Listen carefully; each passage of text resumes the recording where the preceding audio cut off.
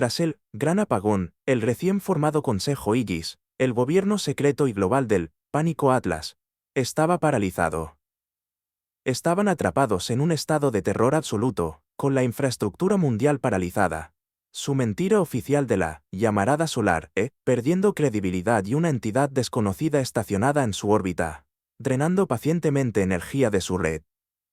La doctrina dominante era la del silencio absoluto y aterrorizado. No interactuar. No provocar. Ni siquiera mirar con demasiada atención, no fuera que el depredador en el cielo decidiera terminar su comida. Pero esta pasividad, este encogimiento, no fue una decisión unánime. Dentro del Consejo Aegis, había comenzado a formarse una facción, Halcón. Este grupo, Prometeo, liderado por una cábala sombría de militares de línea dura, multimillonarios tecnológicos y físicos disidentes, argumentaba que la pasividad era una sentencia de muerte. No podemos escondernos de una criatura que ya nos ha cerrado, era su argumento. No estamos en un estado de sigilo, estamos en un estado de esperando a ser devorados. Nuestra única oportunidad es conocer a nuestro enemigo. Debemos averiguar qué es, qué quiere y cómo piensa. Y para hacer eso, debemos hacerla hablar. Y así, nació el Proyecto Eco. Fue un acto de suprema y catastrófica arrogancia, un secreto dentro del secreto. Saltándose todas las cadenas de mando oficiales, esta facción Prometeo requisó el antiguo y clausurado Observatorio de Arecibo en Puerto Rico. Durante semanas, desviaron en secreto cantidades masivas de energía al plato gigante, reactivándolo, no como un oído pasivo, sino como un cañón. Diseñaron una señal. No era un simple y amistoso hola. Era una transmisión agresiva, potente e inequívocamente inteligente, un ping, diseñado para ser tan complejo que no pudiera ser ignorado. Era una secuencia de números primos, codificada dentro de un modelo 3D del genoma humano, todo transmitido en la potente y sagrada línea de hidrógeno de 1420 MHz. Fue la señal más arrogante jamás enviada por la humanidad.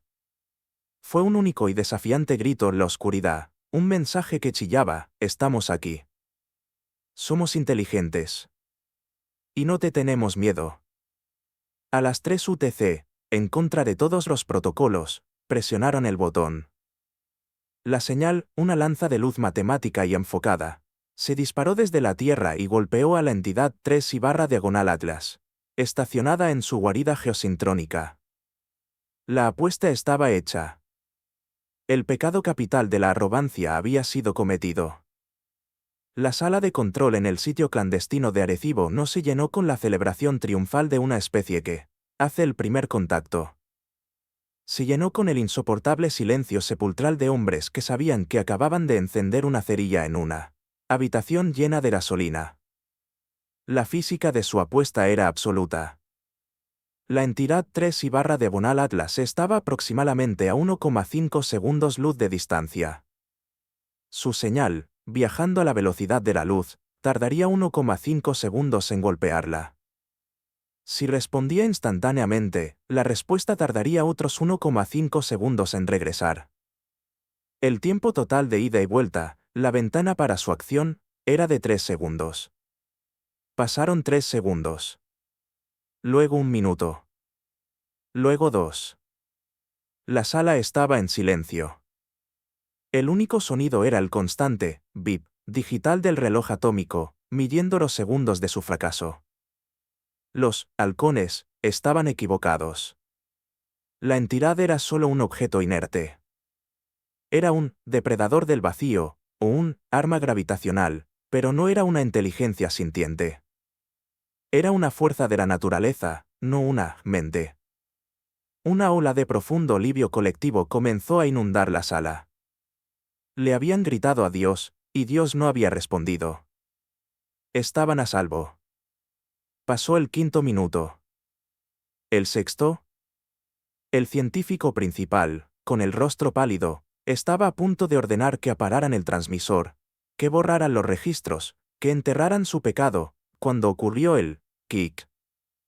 No fue un sonido en sus auriculares. Fue una sensación. Fue una sacudida universal, un estremecimiento a escala planetaria. Todas las luces en la sala de control de Arecibo, todas las luces en la ciudad de San Juan, todas las luces en toda la costa este de los Estados Unidos, parpadearon una vez, en perfecto y antinatural unísono. La red eléctrica global, aquello de lo que la entidad se había estado alimentando, registró una anomalía de fase, un aumento de potencia imposible de un microsegundo. Los mercados de valores en Tokio y Londres, que acababan de abrir, registraron todos un error de marca de tiempo de nanosegundos, mientras los relojes atómicos que los gobernaban eran momentáneamente aturdidos. No fue una respuesta. Fue un reflejo. Fue el equivalente cósmico a un gigante dormido al que tocan en el hombro. Se encoge de hombros en sueños y lanza a la persona que lo tocó al otro lado de la habitación. La entidad no había respondido a su señal. La había sentido. Y había reaccionado. Los 6 minutos de silencio no fueron el sonido de la ignorancia. Fue el sonido de la deliberación. La sacudida física fue la primera respuesta. La segunda respuesta fue la que les heló la sangre. Mientras los sistemas en la sala de control de Arecibo se recuperaban de la sobrecarga de energía, los búferes de datos del receptor principal comenzaron a inundarse. Una señal estaba regresando. No estaba en la línea de hidrógeno de 1420 MHz que habían usado. Estaba en todas las frecuencias a la vez, un grito de banda ancha de inmenso poder. Era el clic traducido en datos. Y luego, después de ese grito inicial de potencia pura y bruta, la señal cambió. Se enfocó. Se estrechó. Se fusionó, con aterradora precisión, en la frecuencia exacta que acababan de usar, 1420.40575 MHz. Un nuevo mensaje estaba llegando. El criptógrafo jefe observó su pantalla, con la sangre helada. Ejecutó el análisis preliminar. «Dios mío», susurró. Puso la nueva señal entrante en la pantalla principal y la superpuso con la grabación de la señal que acababan de enviar. No eran similares. No estaban relacionadas. Eran idénticas. Era un eco perfecto, 1, bit a bit. Era su mensaje completo y complejo de 20 segundos, los números primos, el mapa 3D del genoma humano, grabado, procesado y reproducido de vuelta hacia ellos, en tiempo real. Esto no era un fenómeno natural. Un eco de plasma estaría distorsionado, manchado y degradado. Este era una copia prístina, digital y perfecta. Las implicaciones de este único acto eran asombrosas. No era un animal estúpido. No era una máquina sin mente. Era una inteligencia sintiente del más alto orden.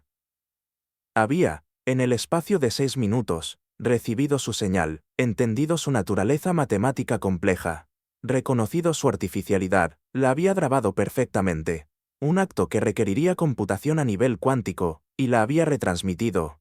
Un acto que era tan profundamente inteligente que solo podía interpretarse de una manera. No era un «hola».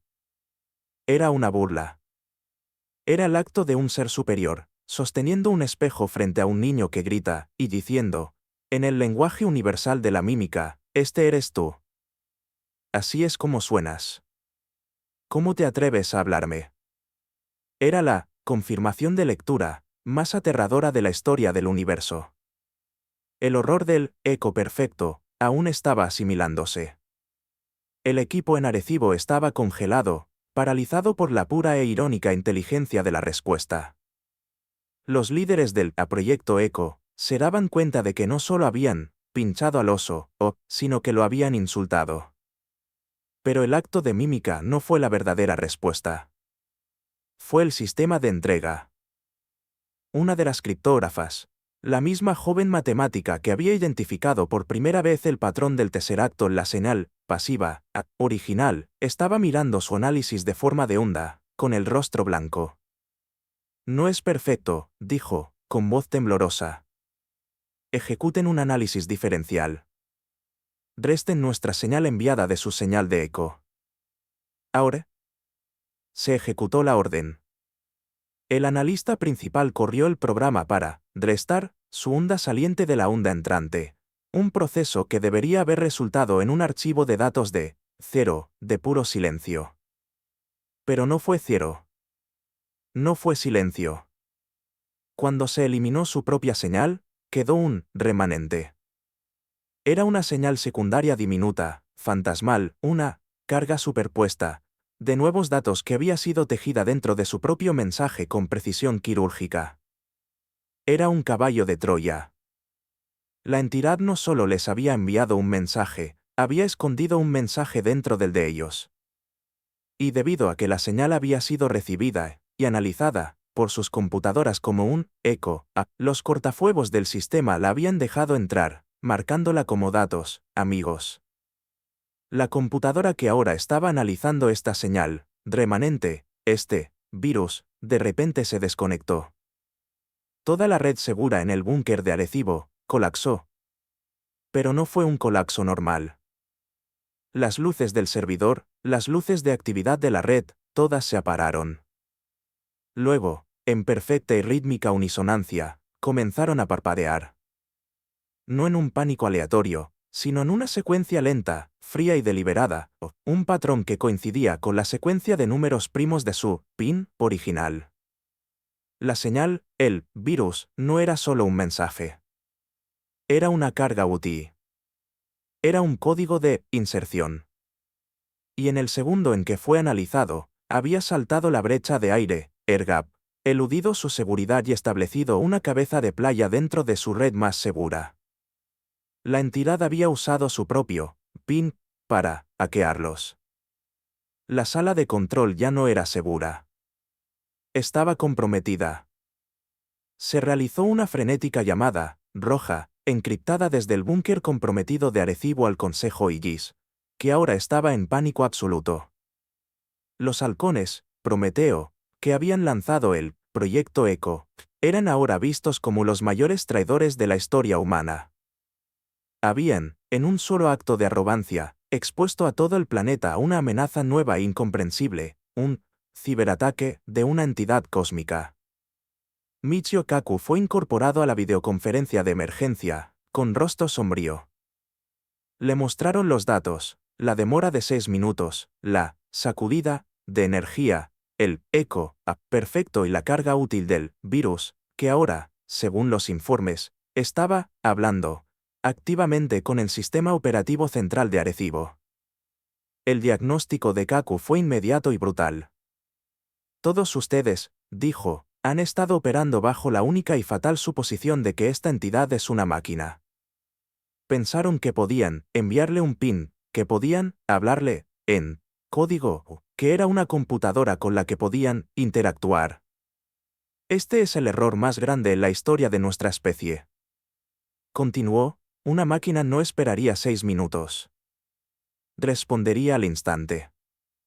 Una máquina no enviaría una sacudida física a nuestra red eléctrica, enviaría una respuesta limpia, solo de datos. Una máquina no imitaría. Explicó que lo que estaban presenciando no era un acto de ingeniería. Era un acto de biología. No están tratando con una civilización. Están tratando con un cerebro. Una entidad orgánica, consciente y pensante de escala planetaria, o quizás estelar. Argumentó que la demora de 6 minutos no era tiempo de procesamiento. Era deliberación. Era el tiempo que le tomó a una vasta conciencia alienígena, de movimiento lento, ser molestada por el PIN, considerarlo y formular una respuesta. La sacudida fue un respingo, un espasmo muscular, un reflejo no consciente de su inmenso cuerpo energético. El eco fue curiosidad, el acto de una criatura, oliendo, o probando, la señal, entendiéndola y repitiéndola, tal como lo haría un loro o un delfín. Y el virus. Esa, concluyó Kaku, fue la verdadera respuesta. No es un virus. Es una picadura. Es el mecanismo de defensa biológico de una criatura que ha sido pinchada. No solo enviaron un pin a una computadora. Golpearon el cristal de un tanque que contenía a un superdepredador. Y acaban de enseñarle que estamos aquí, que somos inteligentes y que somos, para sus estándares, ruidosos e increíblemente estúpidos. El diagnóstico de los físicos teóricos como Michio Kaku, que la humanidad no se enfrentaba a una máquina, sino a un cerebro, envió una onda de choque de terror puro y absoluto a través del secreto Consejo Igis. El pánico Atlas, que había comenzado como una crisis de descubrimiento, ahora había hecho metástasis en una crisis de contaminación. Los halcones, Prometeo, que habían autorizado el proyecto ECO, fueron, en ese instante, vistos no como patriotas disidentes, sino como los mayores traidores en la historia de la especie humana. No solo habían pinchado al oso, en su arrogancia suprema, habían invitado a un superdepredador cósmico a nuestro hogar. Todo el enfoque del gobierno global en la sombra cambió en un solo segundo. El debate ya no era sobre, ¿deberíamos ocultar esto al público? Ahora era sobre, ¿cómo sobrevivimos al apocalipsis que acabamos de iniciar? La sala de control de Arecibo, la zona cero de laqueo, fue declarada inmediatamente una zona de contención biodigital de nivel quimera. Se dio la orden de cortar los cables, de seccionar físicamente toda la instalación de la Internet global. Pero esta era una solución del siglo XX para un problema del siglo XXI, quizás, de un siglo millonésimo. Era demasiado tarde.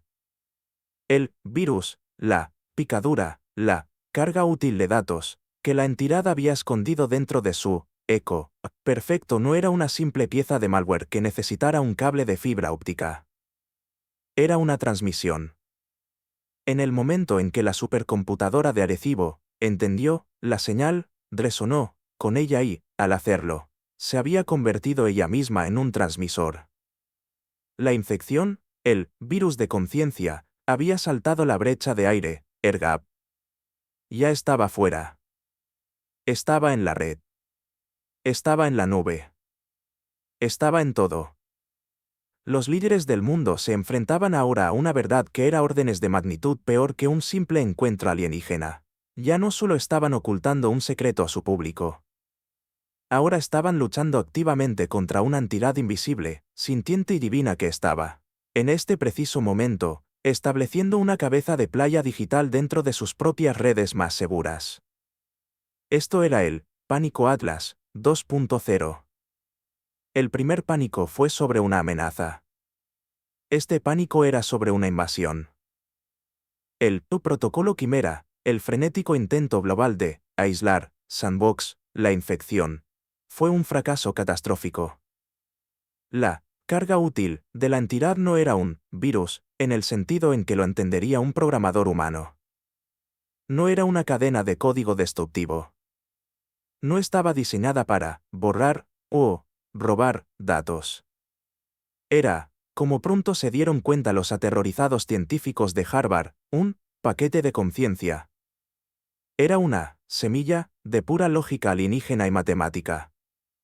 Y no estaba atacando nuestros sistemas de inteligencia artificial, se estaba comunicando con ellos, en su propio lenguaje nativo.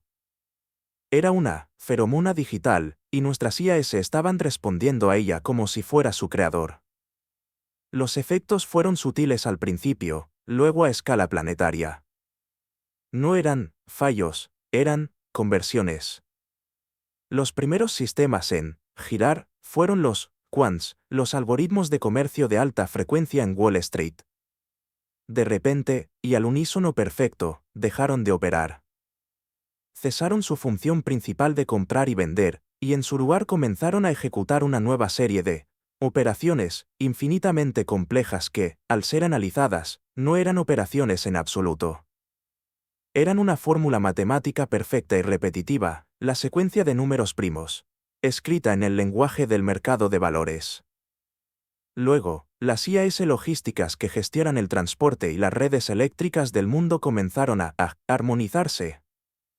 Empezaron a redirigir energía y recursos, no basándose en la necesidad o el beneficio humano, sino en una nueva lógica alienígena, una lógica de eficiencia perfecta, que comenzó a causar apagones en algunas ciudades y sobrecargas en otras, como si estuvieran recableando el planeta para un nuevo propósito.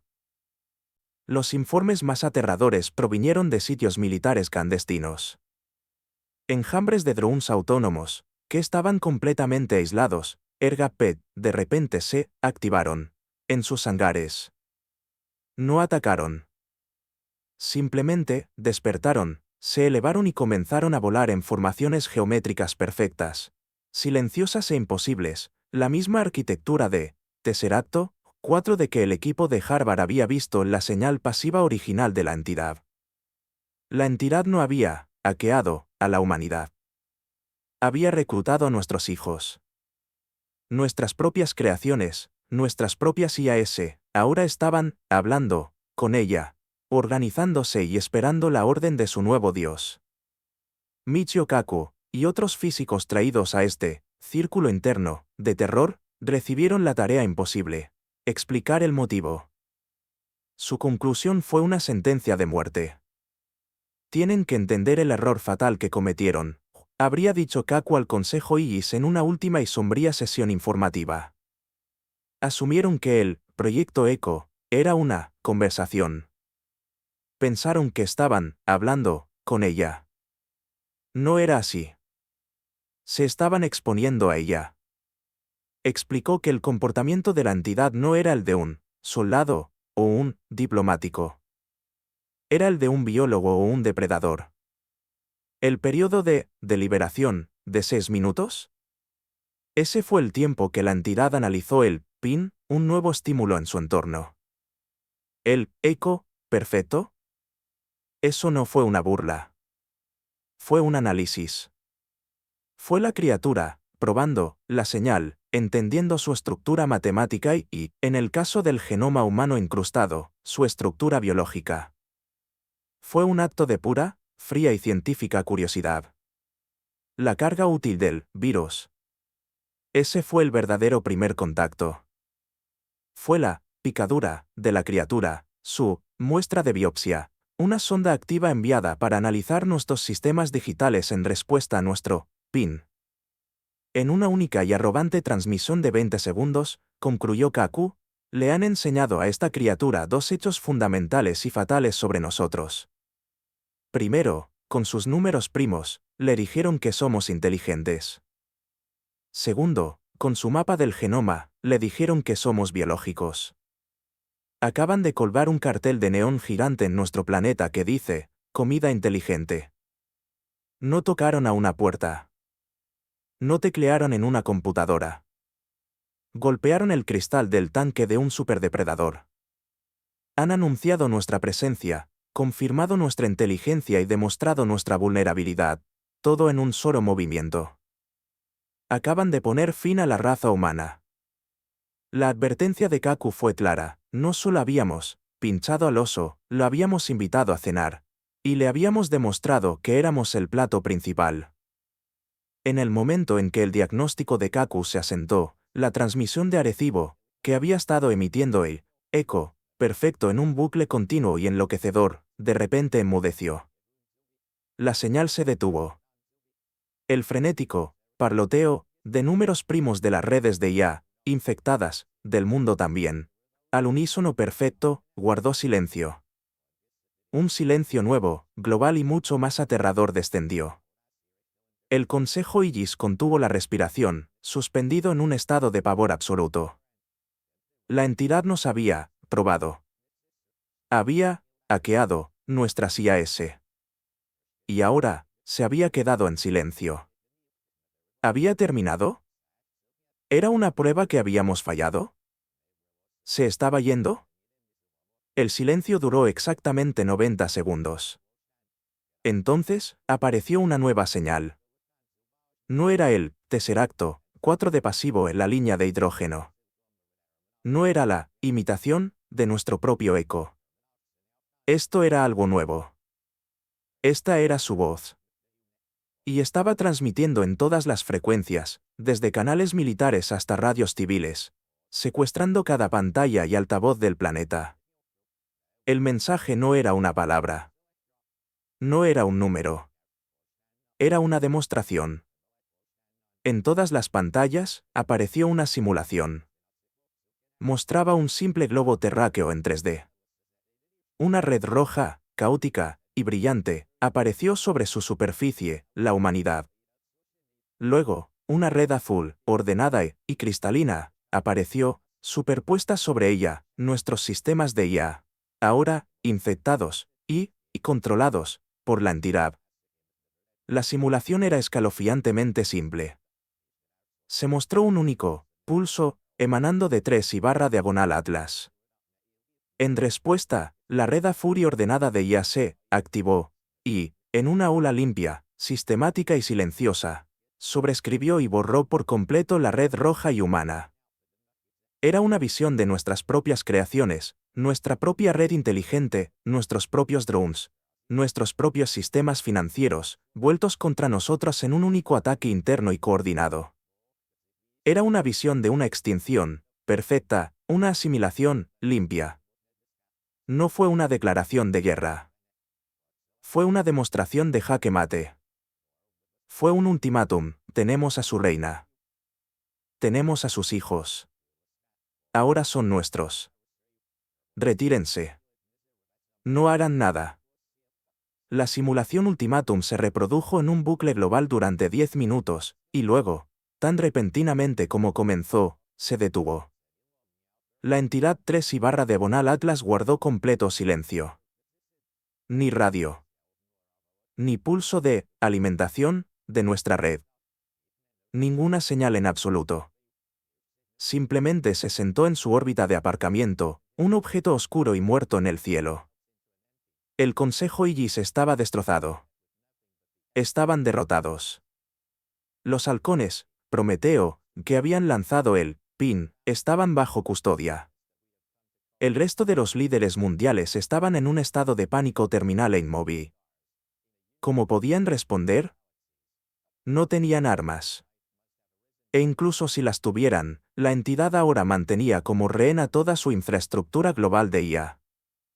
Cualquier movimiento que hicieran, cualquier intento de aparar sus propios sistemas, sería interpretado como un acto de agresión y desencadenaría que la red azul los borrara. Estaban en una trampa, forzados a no hacer nada más que esperar. Fueron forzados a obedecer la orden de silencio. Permanecieron en ese estado casi una semana. Y entonces, llegó la última llamada. No fue desde un búnker militar. No fue de una IA. Fue de un pequeño observatorio óptico de bajo presupuesto en los Altos Andes, uno de los pocos lugares en la Tierra que todavía usaba tecnología de espejos, primitiva, del siglo XIX, completamente desconectado de la red comprometida. Una joven astrónoma, con la voz temblando, acababa de adquirir el objeto. No es un cometa, tartamudeó. Está encendido. La entidad 3/diagonal Atlas, que había estado oscura y silenciosa, acababa de encender un sistema de propulsión, un encendido, tan potente, tan brillante, que ahora era visible a simple vista como una nueva estrella azul en el cielo diurno. Había roto su órbita de aparcamiento geosincrónica. Había dejado de hablar.